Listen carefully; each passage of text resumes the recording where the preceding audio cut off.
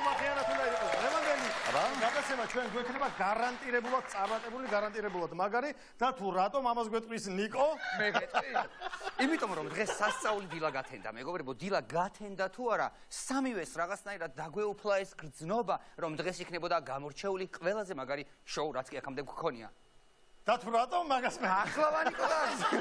ესე იგი, პირველ რიგში სამივემ გავიგვიძეთ მარჯვენა ფეხზე.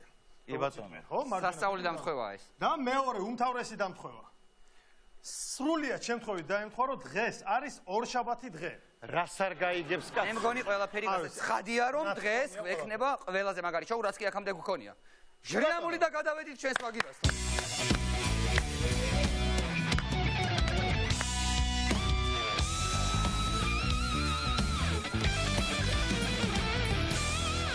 და სანამ გადაცემას დავიწყოთ, მე შეგახსენებთ, რომ გადაცემის პარტნიორია ნატურალური წვენებისა და კონსერვების მწარმოებელი კომპანია კულა. მადლობა. და ბეთმარკეტი ლიდერ ბეთისგან. ეთქობათ რომ იგროკები უფრო მეტი არიან? მოკლედ მეგობრებო, ძვირფასო ტელემაყურებლებო, დღევანდელი ჩვენი გადაცემის თემა უნდა გითხრათ აუცილებლად. ხო, ეს არის ესეთი თემა. სრურწმენები. ვაი. აი ასე. სრურწმენები, მოკლედ, აი ესა, ხოხეა.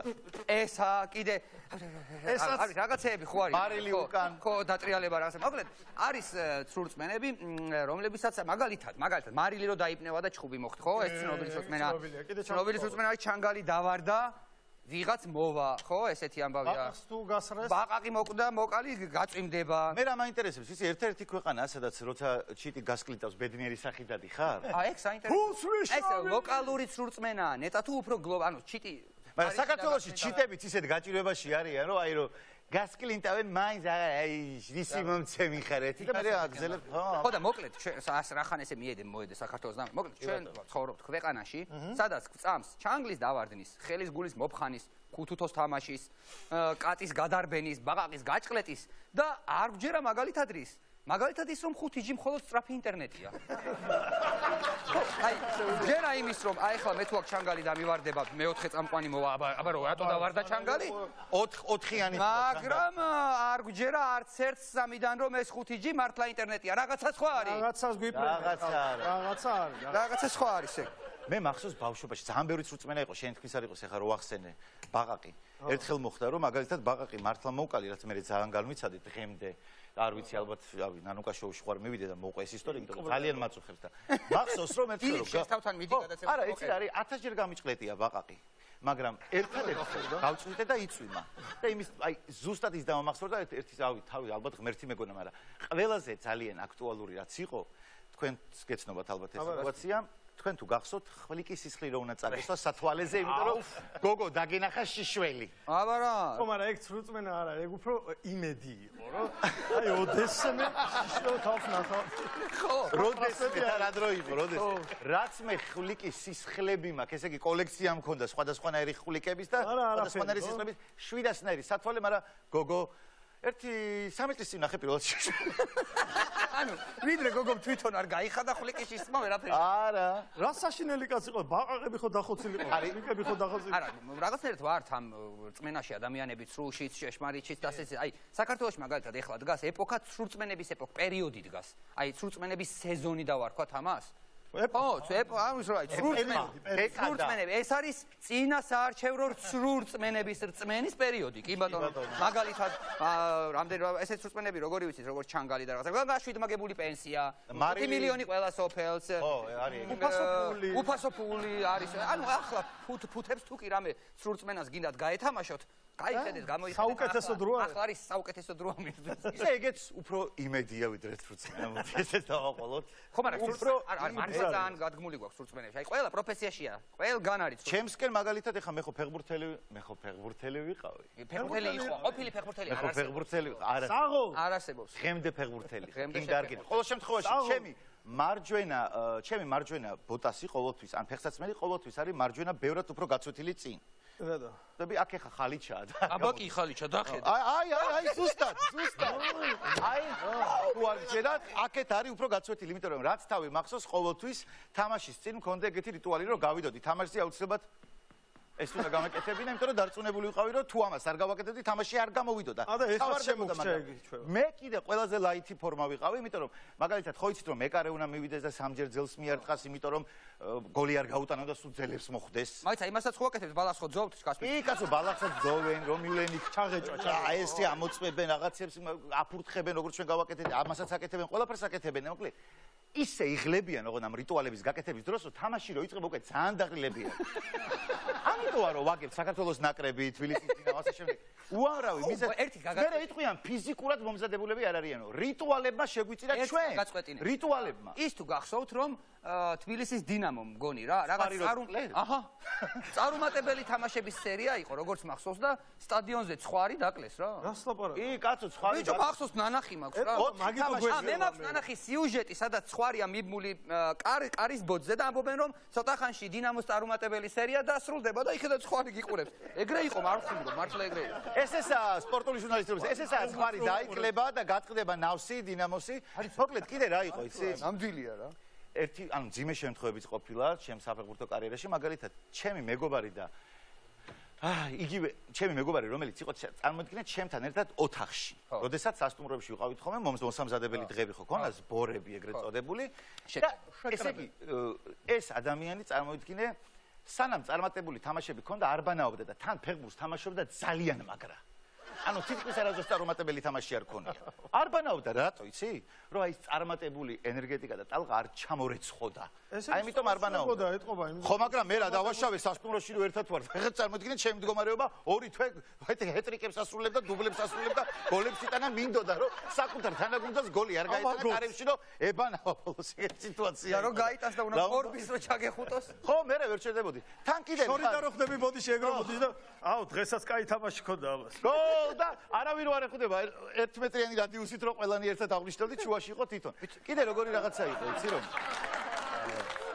არავინ არ დაიჯეროს რომ ყოველ შემთხვევაში ადრე ესე იყო, არავინ არ დაიჯეროს რომ მხოლოდ იმიტომ ყავთ გუნდში ფეხბურთელები რომ კარგად თამაშობენ. მაგალითად ჩემს ძმელს ყავდა ჟღალთმიანი მოთამაშე. რიჟას რო ეძახიან, იმიტომ რომ თარსიაო. მაიც რა ზიჯას. თარსიაო რა. ანუ შეყავდა თამაში, იმიტომ რომ თარსია და წაიგო იქ და გუნდს. ჩვენ გუნდზე არ მოქმედებდა, მარტო ის გუნდზე მოქმედებდა. ბიჭო, შედიოდა, ხავს ვიკლავდით ყველანი რომ მაგრა გვეთამაშა. ძირითადში ვერ ხვდებოდით, მაგრამ ხვდებოდა ის, იმიტომ რომ იყო თარსი. რა კაი პროფესია. რა მაგარი მწვრთნელია რა. აი, ვაი და აი თან ტაქტიკებს კი არ ადგენს რაღაცები რო გაქვს 4 7 5 4 რაღაცა არა. მეორე პირველ ტაიმი მეორე აი თარსი გამოიყო. ერთ ტაიმ ნახევარი აღბეინებდა და ბოლოს გადახედა. თარსი გამოუვიშა. თარსი გამოიყონე. არა, გითხრა მართლა. ტაქტიკა ქონდა ეგეთი რა. უეჭველი კოზირი ეჭირა ხელში. კი. თან აი ზოძუაშვილი აყენ, ზოძუაშვილს ყავდა ეგ თარსი, ხო იცი? ზოძუაშვილი ესე დადგებოდა ხოლმე.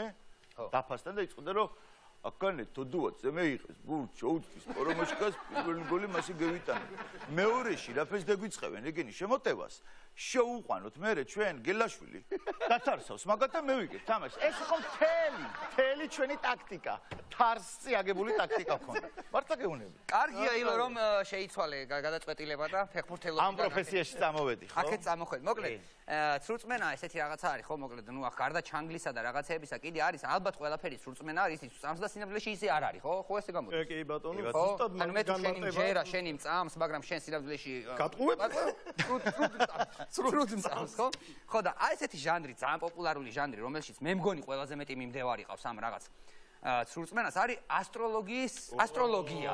ოღონდ ასტროლოგიის კონკრეტული მიმდინარე, იმიტომ რომ ეხლა მეც რაღაც დონეზე შეიძლება დავიჯერო იმის, რომ პლანეტათა განლაგება, ენერგეტიკა, რაღაცა მოქმედებდეს არა მარტო დედამიწაზე და ზღვის მიმოქცევაზე ადამიანზეც, მაგრამ აი უყურეთ ეხლა სადღამ აი დღე თუ კირჩხიბი ხართ, ორშაბათს აუცილებლად ჩამოარჩევთ ხელს კუროს და რაღაც აი ჟანრი რო არის კიდე. თუ ტელეფონი გაქვთ, თქვენ დაგირეკავენ. აი ხო არის?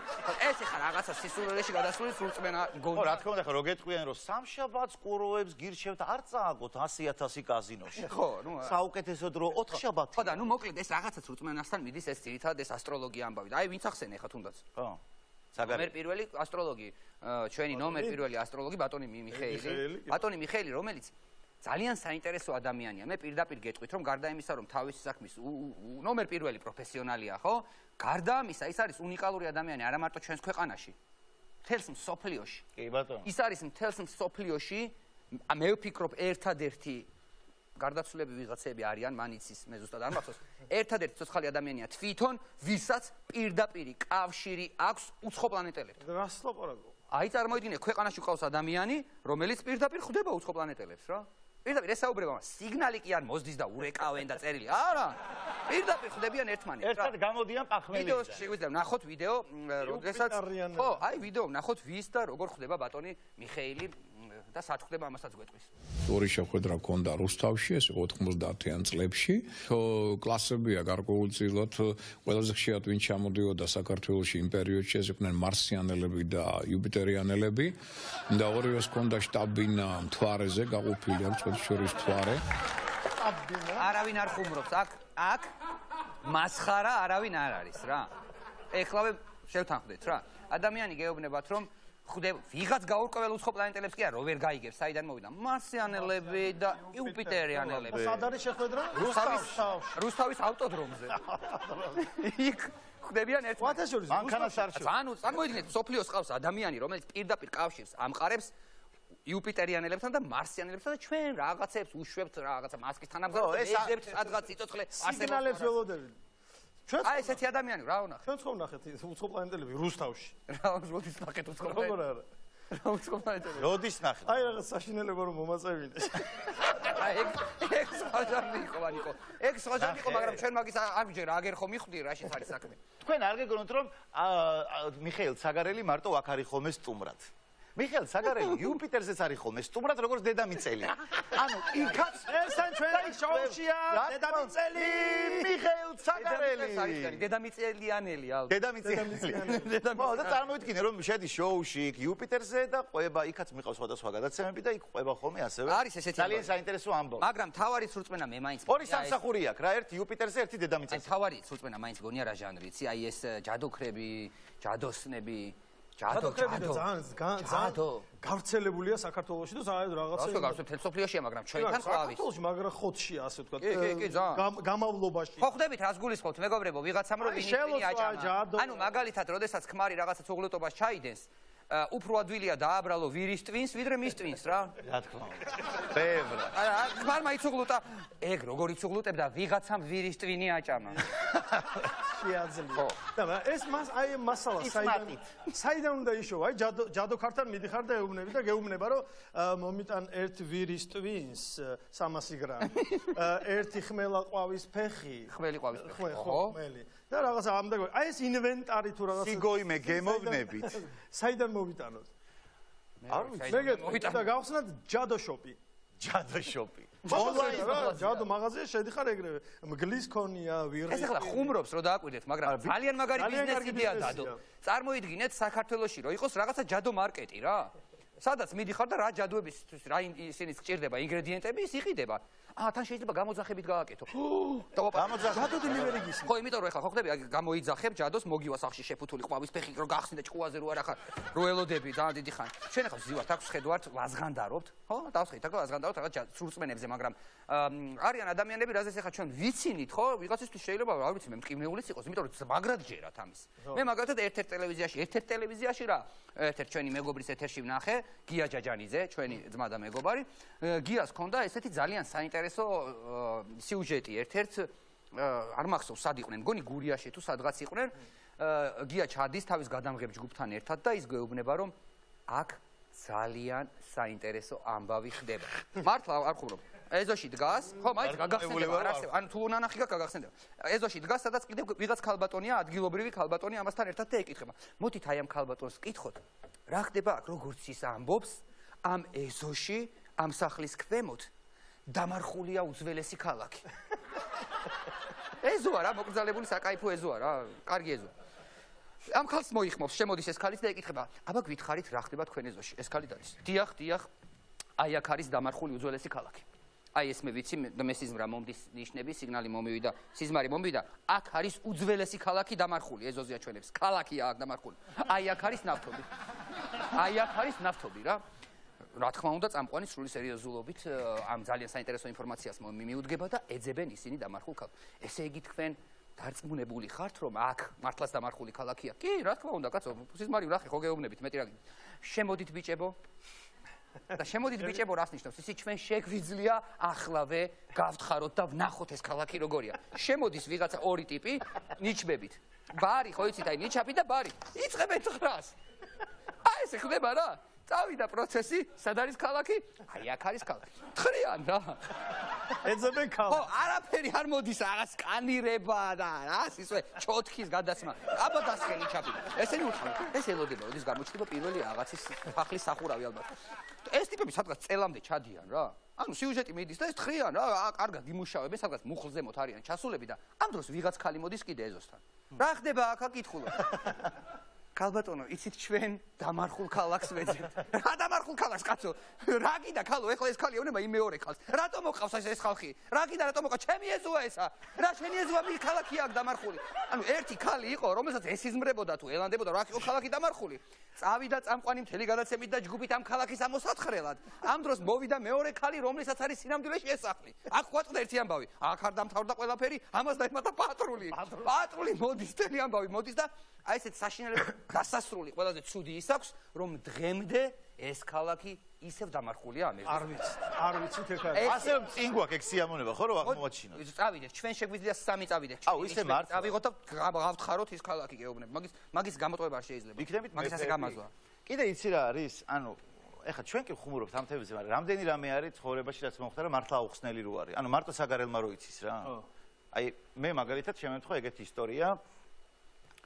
ესე იგი ძველი პერიოდი არის მიწისქვეშებში რო Sony PlayStation-ს Konami-ს თამაშობდი. ხო გახსოვს? აჰანა დეშმათა სურუო.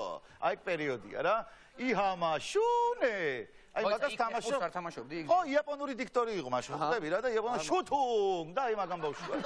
წარმოვიდგინე ხა და უცბად ხა არ იყო იქვე რა, ანუ ის რა ქვია, საპირფარეშო. და ავდექი და გავედი რა და იქვე არის დიდი არკა. გავძვერი ეხა რა და იქით მზიურის ტერიტორიაა რა და ანუ ვეძებ ეხა რა დავინახე ეს ფარეხებია რა პატარ-პატარა ეს ჟესტის ეხა რო კიც და პამიდორს ყიდიან ხოლმე აი ეგეთი ფარეხია და აი როგორ მივდივარ უკვე იცი რა აი მისტრებაზე ვარ აი აი ესე ვარ გადარჩენაზე ვარ და მივედი ამ ფარეხთან გესმის და რაღაც და აი ესე ვარ რომ აი მომეშვა ჯერ კიდე და ჯერ აი ფოკუს ვასწორებ რა ჯერ რო გადარჩი ხო? ხო და წინ მიყურებიდან აი არეულია ჯერ ბლიკია ვერ ხედავ რა და თან ეს ნამუსი მაწუხეს რომ მაინც აი რაღაცა და ჯერ ვიყურები წინ გესმის და პირდაპირ ესე იგი ამ ფარეხს საწერია ილო აქ არ მოფსა გემდე იქამდე არ ყოფილხარ იქ ხო? იმის მე არც იქამდე. არა, გიდივით დავდიოდი, კაც ხალხს ვანახებდი. აი ეს არის ის ისტორიული ადგილი, სადაც მე მე არ უნდა მომეფსა. აი ესე კი, წარმოგიდგეროდეს მაშინ. არ ვიცი ამას საგარი როგორ აღწევდა, მაგრამ მე დღემდე ვერ ამიხსნი ეგ რა მოხდა. მეც მაქვს ერთი პატარა ისტორია იმაზე, ცრურწმენასთან მიახლოებულ კავშირზე რა, მოკლედ ერთხელ მოვდივარ, დაღლილი ვარ, ნიშნულოვანია მაცვია შავი შარვალი, შავი ზედა ქურთუკი, შავი თმამა და დაღლილი ხო, შავი კაცი მოვდივარ, ნიშნულოვანია ხა რატო? უცებ კუთხიდან გამოიხედავ ასეთივე შავმა კატამ. აი ის არის რა, ღამეა, არავინ არ დადის, მანქანა არ დადის. გამოიხედა შევცბი ახლა მეთქი კატა კი არ მჯერა, მაგრამ მაინც რა მეთქი რას და ისიც აშკარად შეცბა იმათაც ეტყობა რაღაც გაგება. შავი კაცი თუ რაღაცა და მიყურებს გადმოირბინოს, არ გადმოირბინოს და რაღაცა მომენტში მე გადავდგა და იმან გადაწყვიტა გადაიბენა რაღაცამ გაიტანა. რადაც არის. შენ ჩვენთან გუნდში უნდა ყოფილიყავი. იმის მერე რომ დავდიოდი კატები კენჭებს ყრიდნენ. თუ შავი კაცი მოდი. ეხა ამაზე არ ააგოროთ კატები მიყვარს. ეხა მე რა ეს კატები ძალიან მიყვარს და ტრაგიკული სიმღერა კატი ძალიან მეწყინა. ისეულად მოკლა. თუ აგვიგორე. კაი, მაშინ სხვა ჟანრზე მოკლა. მეც მაგ და ნუ რო არ გეწყინო კატებს. ხო არის აი წეგან რო თქვი. ფუიეშმაქს, ანუ ფუიეშმაქს, ანუ რაღაცა გამჯდარი გვაქვს ყველას. ახლა წარმოიდგინეთ ფუიეშმაქს რაღაცნაირი მიმდინარე. მაგრამ ნუ ახლა მოგიყვებით ჩემ ამბავს. სად შემემთხვა ეს ამბავი ძალიან უცნაური. კაროჩე მეგობრის ბავშვის ნათლობაა რა. ძალიან უცნაური მეგობრის, ძალიან უცნაური ბავშვის ნათლობაა და ძალიან უცნაური 12 ნათლია ვარ. ოღონდ მართლა რა. მამაოს შემოდი ნათლიები ხო 12 კი, ზუსტად 12. შევლაგდით, შევედით. ახალ რელიგიას აფუძნებს. შევედით ანუ ხა მამაო ჯერ გადარეკა, გადმორეკა წესები თუ შეუძლია ამდენი რაღაცები და ნუ მოკლედ შეასრულებს ახლა ამ პროცესს, რომ პირველად არ ვარ ნათლობაზე, მაგრამ ნუ ახლა შეასრულა ეს ამბავი ყველაფერი ჩაოლებრად და მე იქ როგორც ყველას გვახსოვს ნათლობაში არის ერთი ამ მომენტი, რომ ეშმაკს უნდა შეაფურთხო, რომ მამაო გვეუბნება, რომ მამაო გვეუბნება, ეხლა შებრუნდითო და ხმამაღლა თქვით ფუი ეშმაკს და სამჯერ შეაფურთხეთო.